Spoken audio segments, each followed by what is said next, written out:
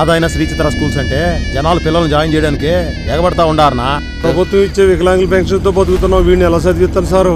మీలాంటి వాళ్ళ కోసమే ప్రభుత్వం పిల్లల్ని చదివిస్తానంటుంది. అందులో భాగమే అమ్మఒడి.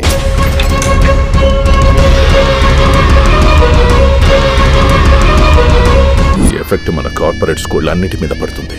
ఆ తర్వాత అందరూ గవర్నమెంట్ స్కూల్ అంటే పడతారో మనం ముష్టెత్తుకోవాలి.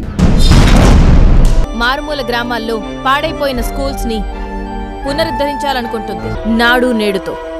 అంతేకాకుండా పేద పిల్లలు కూడా ఇంగ్లీష్ నేర్చుకోవాలని సంకల్పించింది. పోయిన ప్రభుత్వాలు కూడా ఇట్లా చెప్పినాయి. ఇది పనిచేసే ప్రభుత్వం. ఆనాడు పేపర్ చూసావమ్మా? ప్రతిపక్షమే ప్రభుత్వాన్ని నడిపిస్తున్నట్టు రాసుకొస్తున్నారమ్మా. నేనెవరో తెలుసా నీకు? జనదేశం పార్టీ జిల్లా అధ్యక్షుడిని. మేము అధికారంలోకి వచ్చాక ఏ ఒక్కరిని వదలం.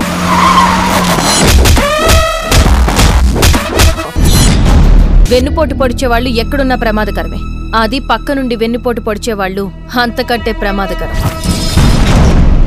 మీలాంటి వాళ్ల వల్ల రాజకీయం, రథాలు తగలబెట్టడం, గుళ్లు కూల్చేయడం దగ్గర నుంచి ఇప్పుడు స్కూల్ పిల్లల వరకు వచ్చింది.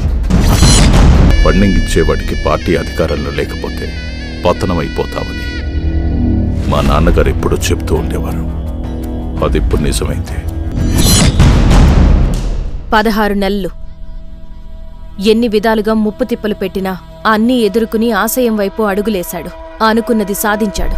ఎంతో మందికి ఈ రోజు తను ఆదర్శంగా నిలిచాడు. పట్టుదలతో ముఖ్యమంత్రి అయ్యాడు. ఆయన ఎవరో తెలుసుగా? జగన్మావయ్య. ఆమె సిన్సియారిటీ చూసినప్పుడే నేను అనుకున్నాను తన సీఎం రికమెండేషన్ అయి ఉంటుంది. ముఖ్యమంత్రి మా పార్టీ గనక అధికారంలో ఉండింటే నీలాంటి ఎదవల్ని దగ్గరకు కూడా రాణించేవాడిని కాదు. ఈ రూమ్ అంతా పసుపు నీళ్లతో కడిగించు. మీకు అరెస్ట్ వారెంట్ వచ్చింది. కోర్టులో కూడా స్టే దొరకలేదు మామ. వేరే బెంచ్కి వెళ్ళి ఎంతైనా ఖర్చు పెట్టి ఖచ్చితంగా సాధిస్తాం. ఇది ఎంతవరకు వెళ్తుందో, ఏం జరుగుతుందో అని మీతో పాటు నేను కూడా ఎదురు చూస్తున్నాను.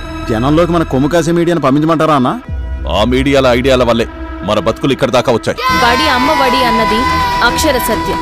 ఈ రోజు మీరు ఇంగ్లీష్ లో పాస్ అయిన తీరు చూస్తుంటే తెలుగుతో పాటు ఇంగ్లీష్ కూడా ఉంటే అది జీవనోపాధి మాత్రమే కాదు, జీవితాన్నే శాసిస్తుంది అన్నది సీఎం గారి సంకల్పం.